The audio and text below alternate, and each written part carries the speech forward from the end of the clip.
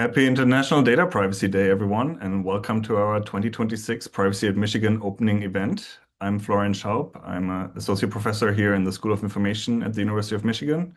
And Saul Berman, the University Executive Director of Privacy, and I have been organizing the annual Privacy at Michigan events in celebration of Data Privacy Day for many years now. And while we always enjoy seeing you all in person, our first event this year is via Zoom, and I think that's probably a good decision given the Arctic temperatures. But worry not, we have a number of in-person events coming up, running through March under our Privacy at Michigan series. And today's event is presented by the Information and Technology Services, the School of Information, and the Dissonance Event Series. And before we get started with our main program, I just want to say a few words about what Data Privacy Day is all about. So Privacy Day is celebrated every year on January 28th, and the goal is to draw awareness to privacy issues and celebrate successes and solutions when it comes to protecting people's privacy. You might be wondering why January 28th, and the reason is that 45 years ago today, on January 28th, 1981, the first global framework for privacy protection, the Council of Europe's Privacy Convention 108, was adopted. And a lot has changed since, really demonstrating how privacy is an evolving concept, but also an important human right. And year after year, we see new ways of how people's privacy is being impinged upon, as well as new protections, both in terms of new privacy laws and technologies. Now I will turn it over to Saul to introduce today's program and our wonderful guests. Thank you so much, Florian, and welcome everybody. So it's another year, hopefully an amazing year of Privacy at Michigan programming. And let me thank a few people before we get too far down the road. Svetlin and Bridget from my team at the U of M Privacy Office, along with Joel and others from ITS, have just done an amazing job of all the organizational logistical work. Particularly, thanks again, Florian and the UMSI for the years of partnership in this programming. It's been more years than I like to admit to at this point. Before I introduce our guests, though, some housekeeping. We have a lot planned for our 2026 edition of Privacy at Michigan. We have multiple speakers, interactive online fun, in addition to a student art competition, first time ever. So a lot is going to happen this year that we're super excited about. But let's stick to what's in front of us now and talk about today's topic. Throughout the world, including the United States, we've seen certain populations and certain vocations increasingly targeted by threats, abuse, and harassment. Media and journalists are among these at-risk groups is shocking, and the outcomes can be more than just hate-filled talk and invectives. It can mean the risk of real physical harm, including death. No one's better positioned to share about the importance of privacy and risk to journalists than journalists themselves. So please allow me to quickly introduce our guests. Joining us from France is Elodie Vialle. Elodie is a journalist and a privacy and tech policy advisor and human rights activist who's worked across the world with organizations that support journalists, including UNESCO, PEN America, the European Federation of Journalists, and more. She also has strong ties to the University of Michigan and is a Knight Wallace Fellow alum. Facilitating the conversation with Elodie is Lynette Clemetson.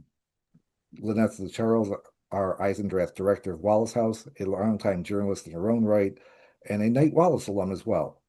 So Elodie and Lynette, the floor is yours. Let me get out of the way. And we look forward to the conversation, and we'll wrap up at the end with reminders about upcoming events. Hello, everyone, and thank you, Saul, and thank you, Florian.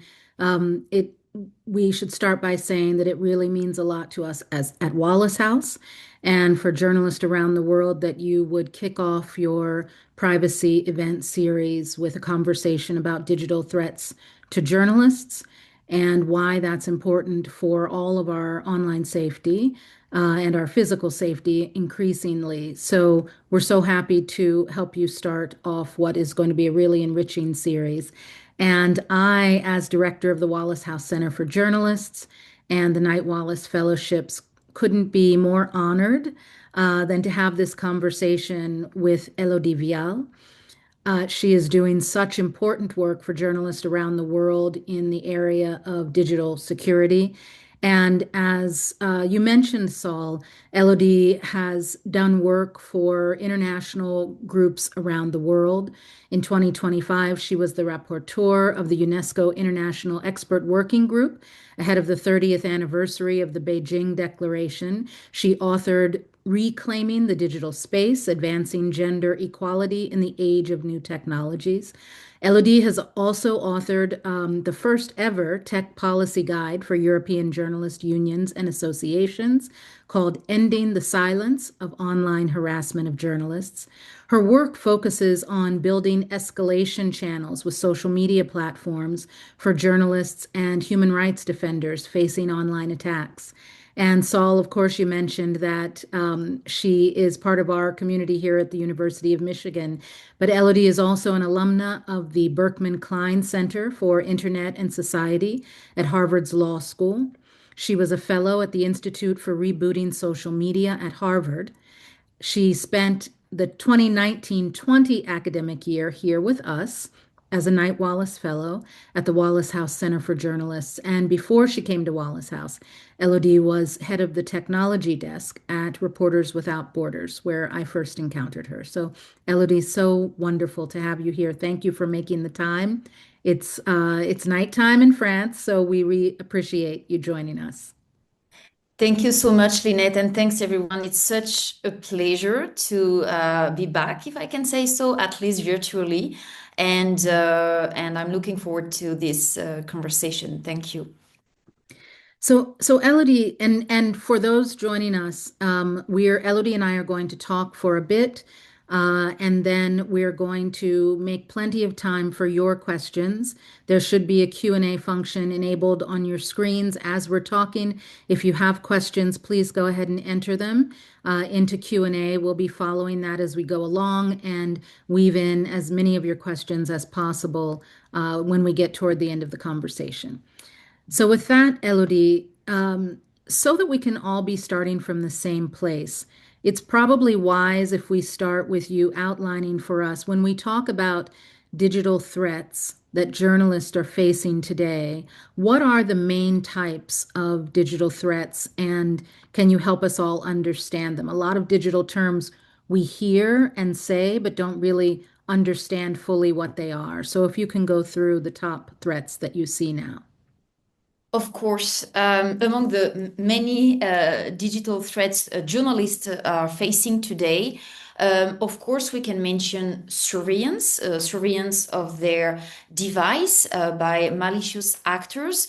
But one of the key threats today is also online harassment of journalists, and more particularly, I would say, doxing.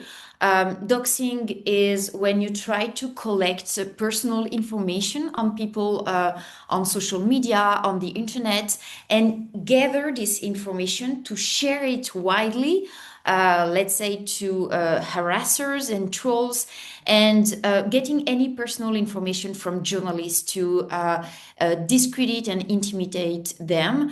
Of course, we've got many cases of hacking and what we could call cyber mobs. A lot of, let's say, internet user, either human being or bots, coming together, launching and coordinating what we could call inauthentic coordinated behaviors, campaigns, smear campaigns, to go after a journalist.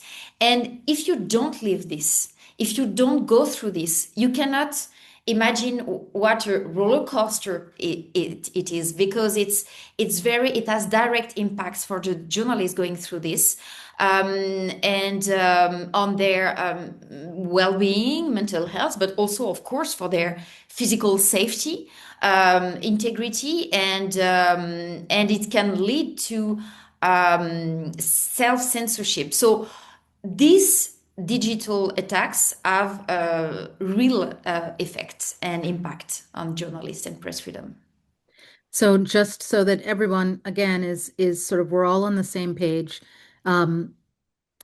Doxing, surveillance, cyber mobs, hacking, and then I think we'll talk a little bit about something that is becoming increasingly more common, some of these forms than others.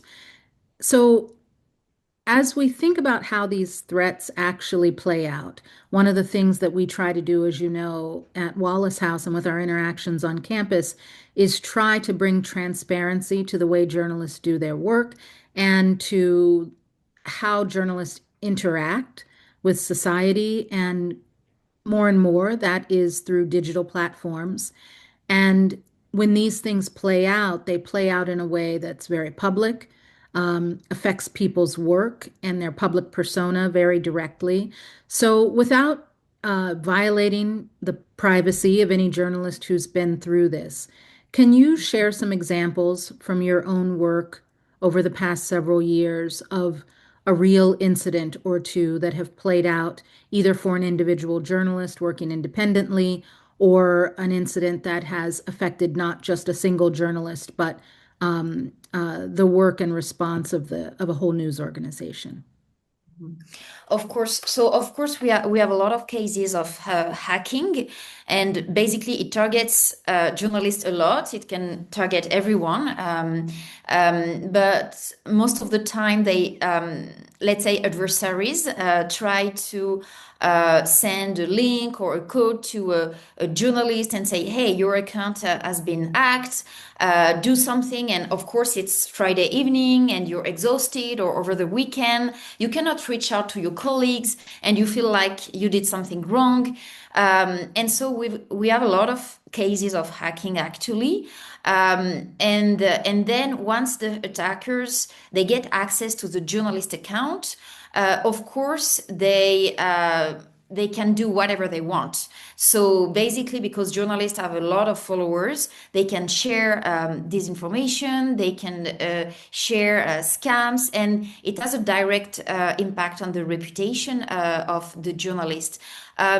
We've got also some cases, and I really want to emphasize the fact that this has real and huge impact on people. You've got just a video with fake account, with a fake, like a false video about a journalist. Even more and more, we've got cases of AI where the image of journalist is used, and it's not real, but they say something that can have discredit them. For instance, I'm thinking of a case before elections in Europe, in Slovakia, where a very trusted, I would say, independent journalist, investigative journalist, her voice was a false voice was produced, and a discussion was produced with the politicians ahead of an election, so as to undermine and influence the election process, of course. But as a result, it impacted the reputation of the journalist. It discredited the journalist, and she was targeted by a hate speech campaign. It was Monika Todova, a journalist from Denik, and her case was documented. But there's also several other things that, for instance, I saw cases of fake account of women journalists created on dating apps. And actually, the person attacking them get the list on, an organization of journalists. So they put their number, they put their email, because they want their work to be visible. And that's also the balance and the difficulty for journalists, because they need to be exposed, they need their work to be visible, and so they give their contact information and so on. But in this case, for instance, the attacker created false profiles on dating apps for women journalists, and giving their home address, and let's say saying things that, yes, very vulgar. Provocative. Yes, Very provocative. provocative. Thanks for helping me. Yes, with that. And it took time actually to realize that they were all connected through these organizations of journalists. So basically, there's a lot of different kind of attack. They can be organic, they can be very coordinated. The malicious actor can be one single individual, it can be a state, a political group. But these kind of threats really target every journalist, and women journalists and journalists from marginalized communities who are mostly attacked and targeted are very and disproportionately impacted.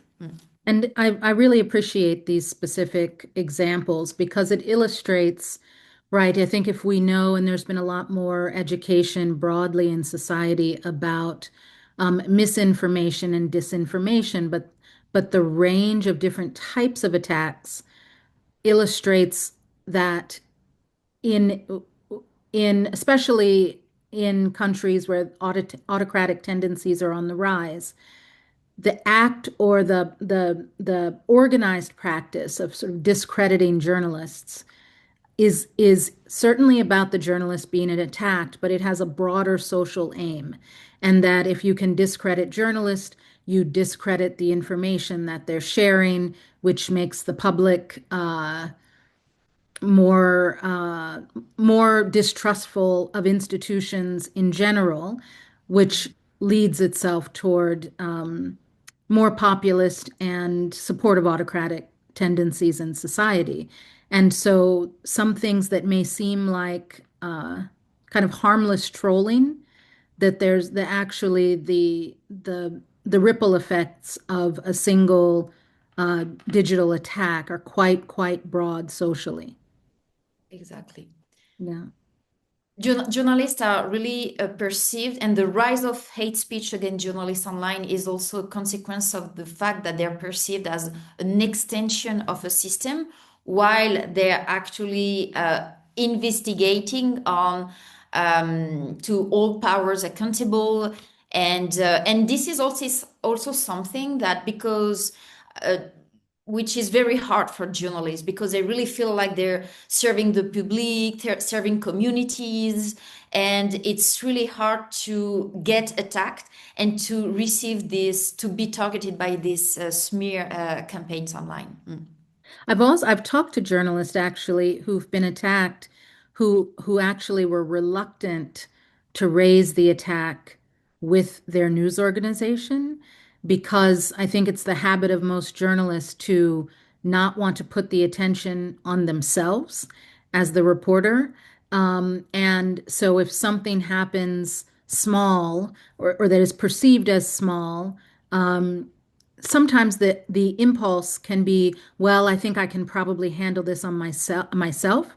I need to keep on with my work and keep going. And quite often this can lead to an organization, whether it's the news organization or an organization that's an outside organization like the ones you work with, not finding out about the threat until quite late. Which is a problem because when we try to understand the many different reasons why journalists are harassed, but also how we can solve and address this problem. And I spent the last few years unpacking the problem, the challenge.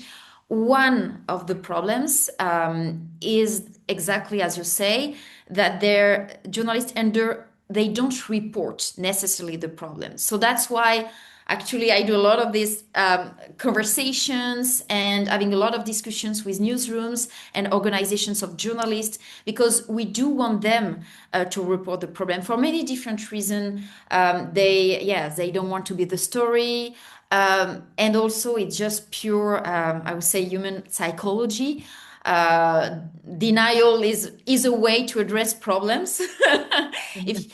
And to be honest, it's also because in many different contexts, people and journalists are facing so many challenges, like they are physically attacked.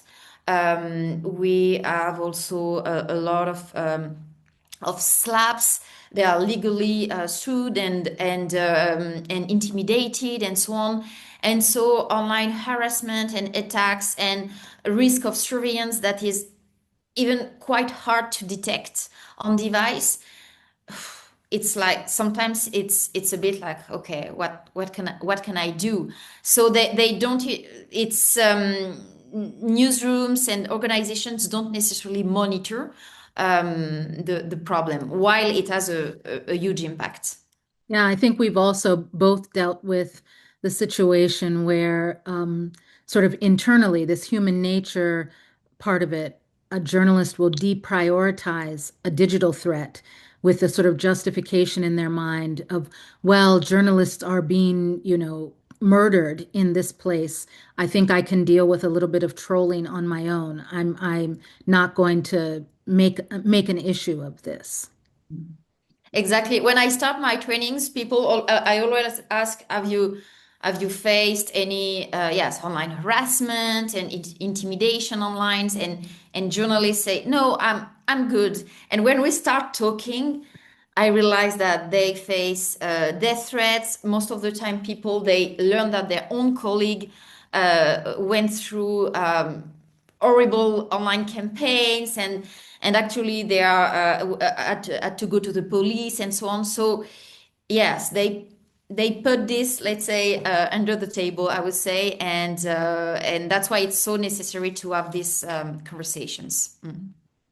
I said in your intro that your work now, a lot of your work is helping organizations develop threat response protocols and what you call escalation channels, so that once you can train people to actually report, that there's some protocol in place to manage that within an organization. Can you talk about what that work looks like? Exactly, because if you train people to report and they say, okay, if I report, what my editor-in-chief is gonna do, because they don't necessarily listen and so on. And that's why when I work with newsrooms, I try to put around the table the editors in chief, HR, people in charge of security, cybersecurity, legal, and to discuss protocols based on. So we've developed a lot of best practice, of course, and in the profession and within networks of people operating in the digital rights and media freedom fields. But also we work on cases. For instance, you're a TV, one of the journalists was attacked. What happened? What did we do internally? Did we support the journalist? Did the journalist know who to report to? Did we call a lawyer? Does someone who knows about social media help to monitor the attack, to contain the attacks? Maybe supporting the journalist with their password and removing some personal information and so on. So we try to unpack what happened and to audit what happened when we had cases and what we could do differently. And so then we have the trainings, and a few months after this is we potentially update the protocols. So several organizations develop protocols. PEN America, International Women's Media Foundation, IPI. We did a lot of work based on interviews with newsrooms, learning from each other, and to develop best and good practice. But this practice always have to be adapted and tailored to each newsrooms. Because we've got a lot of remarks sometimes that folks tell me, yes, but we cannot do what the New York Times does, and we're small newsrooms and we don't have any money. And I'm like, yes, but what we can do in this situation, and I think it's not only for journalists, it's for like everyone in the room, is when someone is attacked online and someone starts receiving insults, intimidation, really comments that make you feel very uncomfortable, that can have a direct impact on your physical safety. In this case, it's good to have someone to talk with, and someone who is able to listen. And let's be honest, most of the time, it's not necessarily the case. because it's said to be part of the job, but it's not part of the job. It's not part of the job to receive death threats. It's not part of the job to receive rape threats. And this is also what we explain, and why I do a lot of trainings also of managers, so that they can also create safe places within the newsroom to listen to the journalist. And so, in an ideal scenario, if whether the organization is small or large, what do the steps of an escalation look like? So I have just received a threat online that maybe starts with saying my story is fake, I'm a liar, and then escalates to some sort of threat of sexual violence or violence against my children or family. What do I do from there? Um, So, first, you need a point of contact within the newsroom for these kind of things. Sometimes people, they don't know who to. If this is a small newsroom, they know who is the person they could just send it, and it's very important, because then for the newsroom you can see all the threats. So first you need to understand this. Then we assess. Let's say. Do you mean with a screenshot? Do you mean just going and talking to somebody, or really Yes, you can. Exactly. documenting? Thanks. Yes, I the screenshot sharing. Some organization might have even an internal yes email that gather all this information, and then it gonna depend. We assess the threat. Is it something that it looks like is it a human, because sometimes it's like a bot. Is the threat really like, I'm gonna I know where your kids are, what is the school of your kids, giving you an address, telling I'm gonna kill you this way that day, and so on? Or is it like fake news? We try also to monitor when there is a coordinated campaigns, where it comes from. Sometimes we have also legal messages that are sent, because it depends on what kind of trolling it is, but some people need just to be uh, seen and heard, and they just troll journalists because of that. So just reminding them that this is illegal, and in some country you can go to jail for that. So we send this also. That's why we always work with lawyers also. And then making sure that the journalists have the space to breathe. We have sometimes journalists, they receive threats, or they're targeted by these campaigns, and their editor-in-chief is still chasing them. I need this report, I need this, I need that. And so just making sure that we have the space. In many newsrooms, when they are big enough, we have a helpline, psychological helpline, that they can call. And we encourage journalists to call them, not just when they face a physical attack, but also for online attacks, also for online harassment. And I want to ask about something you said in this list of responses.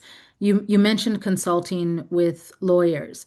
So I think one thing that journalists often struggle with too is figuring out when and how to respond to someone who is trolling or harassing them online.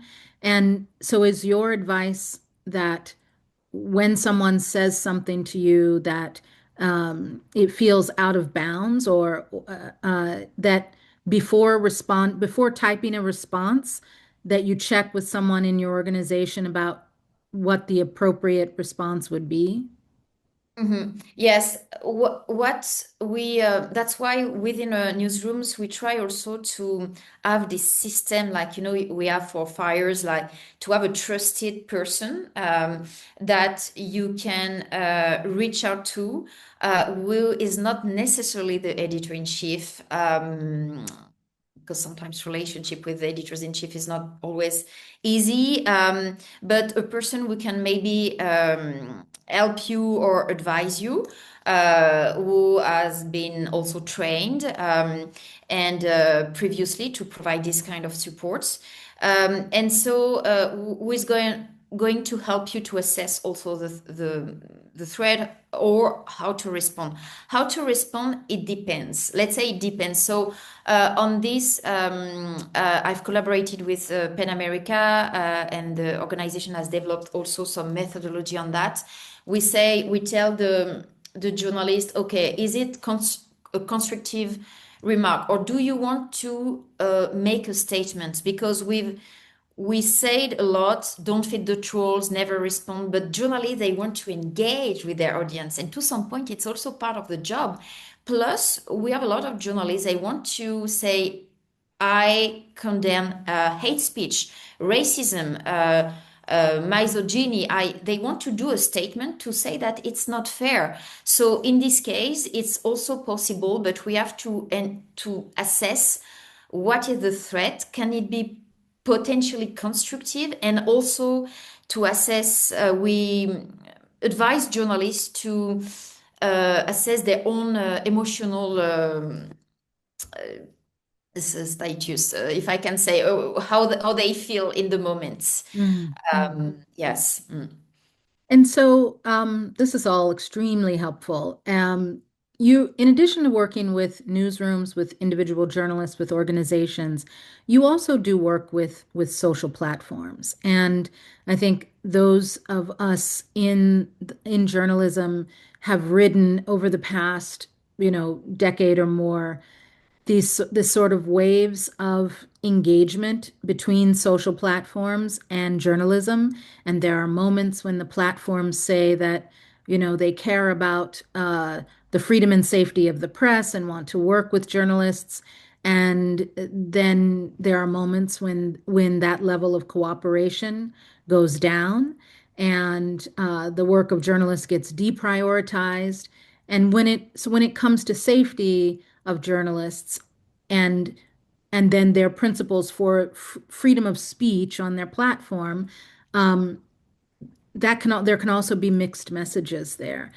Can you talk about how you've worked with the platforms, their willingness to engage with you and with news organizations on these very serious topics, and if there's been any concrete progress made? Yes, I have to say that through with different organizations representing journalists or supporting freedom of expression and press freedom, I've been engaging with social media platforms representatives on this issue. And I would say to some point we made progress, basically explaining what our communities of journalists and beyond human rights defenders, what they need, why they're attacked, why can we build stuff differently, and also to get simply, if I can say so, points of contact within social media platforms to escalate, and that's the core of my research, to escalate requests from civil society organization and organization of journalists. Basically, you're a press freedom defender, you're handling a helpline, a journalist called, they are attacked online, they don't know what to do, they reported the situation, nothing changed. We can escalate the situation to the social media platforms, to a point of contact. I've been working on developing these communication channels, but now the situation has shifted over the last few years. A lot of interlocutors, counterpart within social media platforms, trust and safety folks, have been, there was a lot of layoff. Yeah. Safety is deprioritized, and it is only perceived like a cost and not a condition for users to be on the platforms. And over the last few years, to be honest, it's been very complicated. Yeah,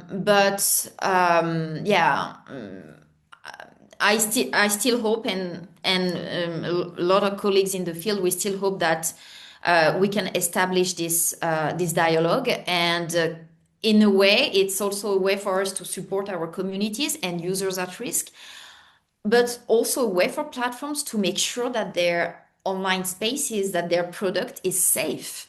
Because basically doing this work, we provide a lot of insights of what are the risks and how to mitigate the risk, which is also, at least in the EU, a legal requirement for the platforms.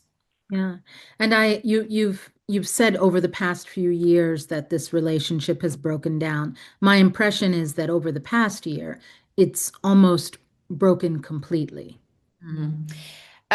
Yes, it's very deprioritized, complicated. I think our work as people supporting communities at risk online, it's not only journalists, it's also marginalized communities, LGBTQIA plus folks, people of color, all these organizations supporting these communities at risk. Sometimes we come together within coalitions to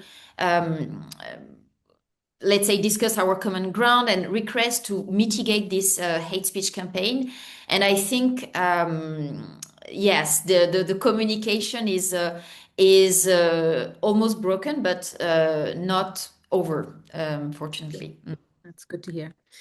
Often with digital threats and harassments, we think about tactics by malicious actors who are specifically trying to create harm in the case of what we're discussing today, harm and distrust of journalists.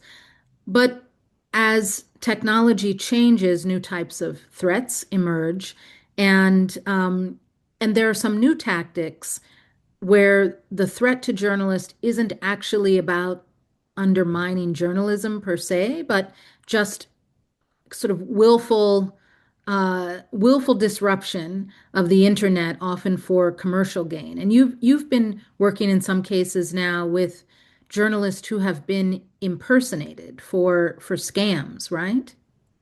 Yes, over the last few months, and I'm operating a lot in Europe currently. Over the last few months, I observed and we observed, those who monitor the threats, a rise of impersonation for scams. Actually, using the image of a journalist, creating a false account, but doing so a lot of audience, and it can be just an account. It can be a whole coordinated campaigns of ads, profiles, false videos using the image of a journalist, and To do what? To into luring people to give their money. In France, for instance, we have a very well-known journalist known for work on investigating corruption and so on, and they especially used her image to lure people into yes, paying crypto monies, scams basically, and this I think at the very beginning journalists, they didn't really pay attention to that, but actually it became a real threat. But impersonation for scam is a thing. Of course, we have also a lot of impersonation for to share widely disinformation, and we've had also cases of several websites in many different countries. Yes, mimicking trusted media outlets and sharing this information.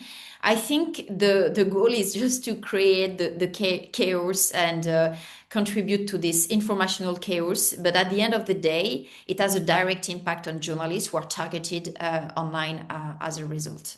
And in those cases that you're dealing with recently, where a journalist has been impersonated and the scam is very widespread, so the journalist you just mentioned, what did she have to close down her own accounts and start new accounts? Did she, lose followers that she had built up over the years? What happened to her in that instance?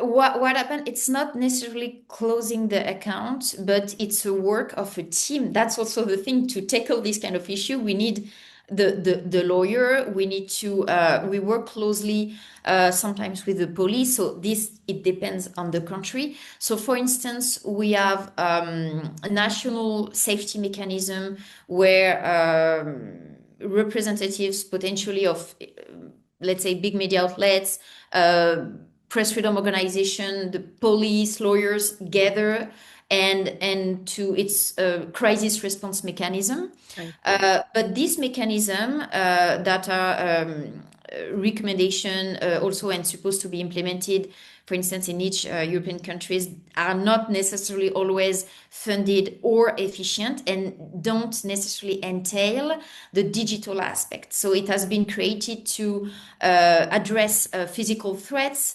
and which is why we try also to train the police on these things. But for the journalists, it depends. We have cases where the journalist is really well known and supported by the newsrooms and the team. But I want also to mention all the cases of journalists who don't necessarily have a huge audience, who are not necessarily, it's not considered that they are dealing with noble topics, their cover culture or I don't know, other topics. They are targeted and they are not supported the same way afterwards. And this is a feedback I receive a lot during the trainings, and particularly young journalists, from young journalists. And they sometimes have to close their account. So, so let's get ready to go to questions. I want to acknowledge that that among the people joining us today, certainly there are some journalists, but my guess is that most people on the call are not journalists. And again, thanking Saul and Florian for starting this important series off with a conversation about journalism and the work of journalists. But why should the general public be concerned about digital threats to journalists?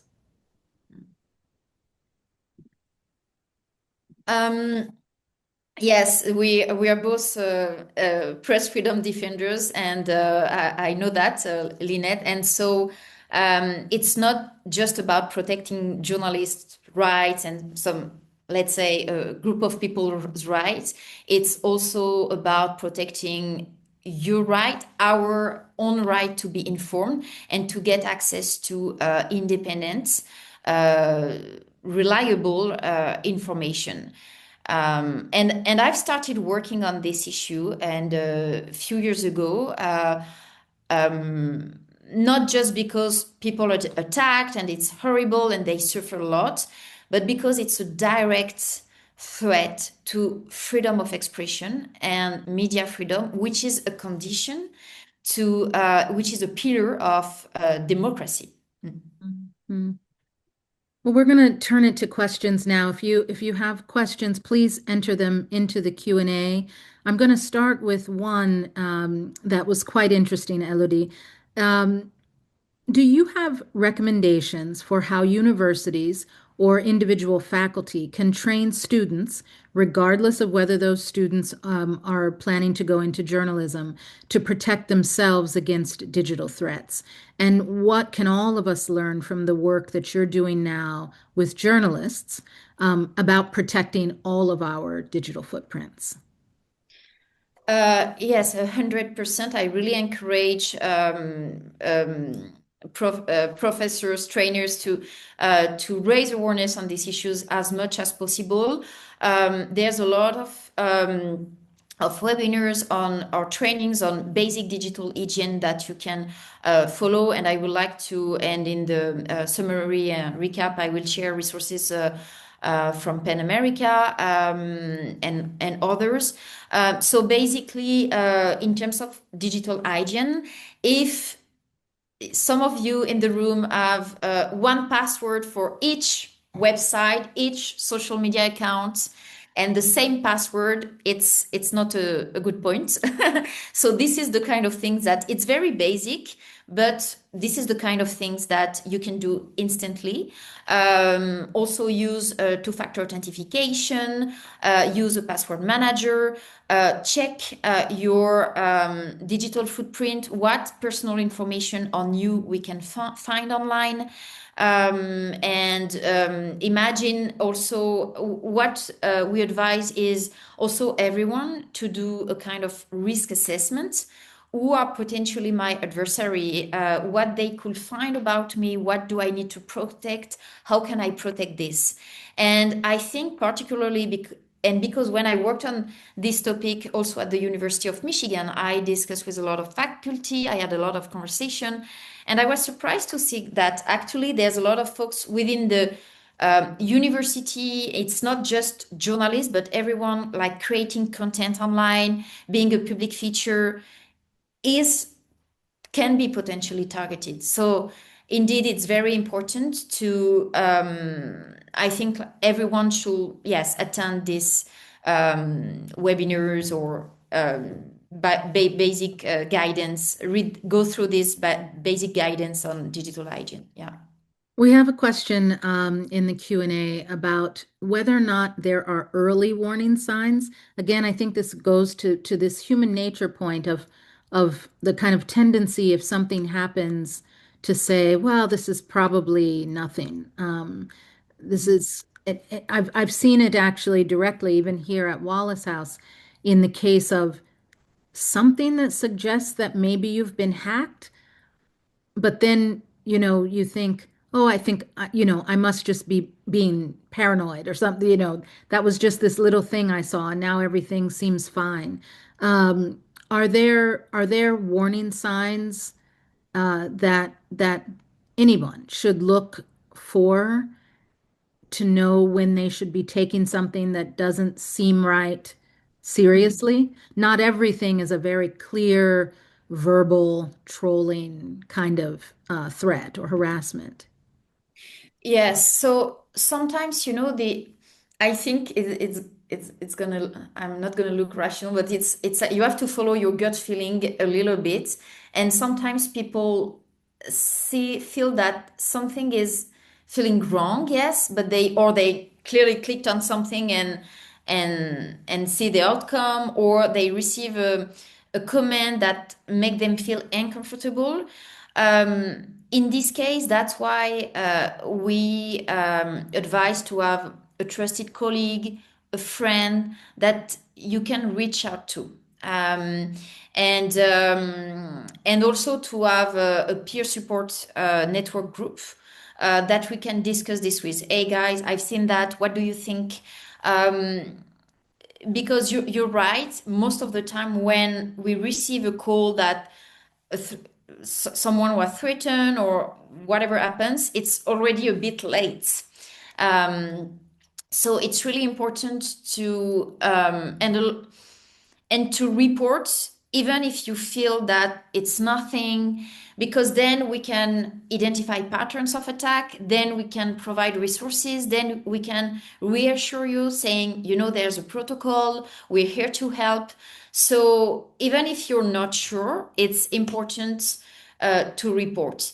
And for for human rights defenders, journalists, some helplines exist. Access Now Digital Helpline.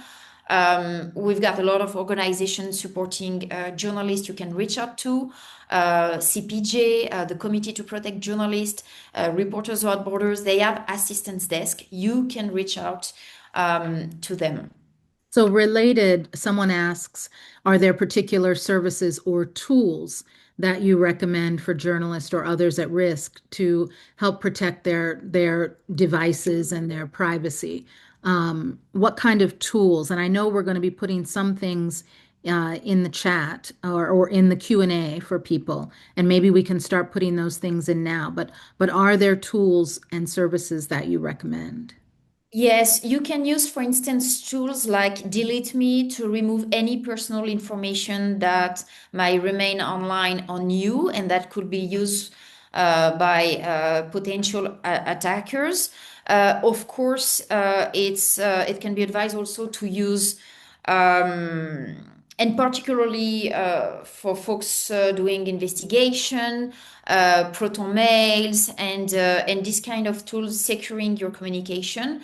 I'm sure a lot of folks are also familiar with the fact that when you're in a public space, at the train station, whatever, you have to use, at the coffee shop, you have to use a VPN to protect and secure your communication.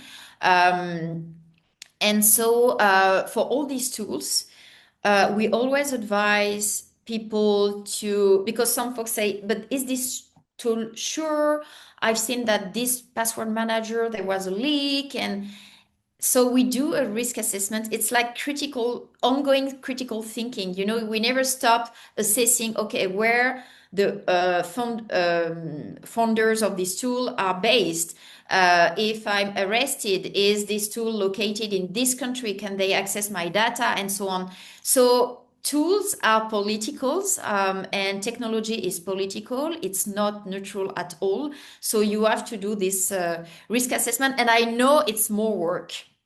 Yeah, but it's such an important thing that you just said, that tools are not neutral, and that we have to be currently reassessing our relationship with the devices we use and the companies we're partnering with and where we're sharing that information. I think that's a great segue to another question that has come up about the sort of the risk that moves between digital devices that we use for our reporting and actual physical threats or surveillance. I'm sure everyone who's joining us today is aware of the recent raid by the FBI on the home of a Washington Post reporter, in which several devices were taken.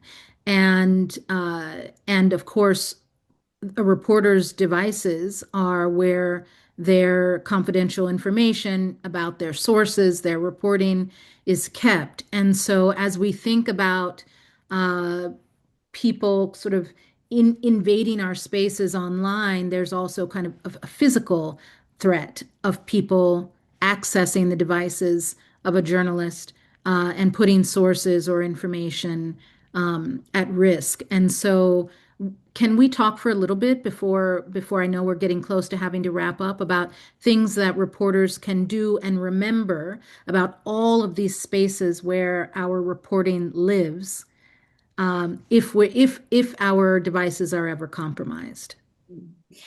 Yes, first of all, I want to say that organizations supporting press freedom raised the alarm after the FBI searched the home of the Washington Post reporter.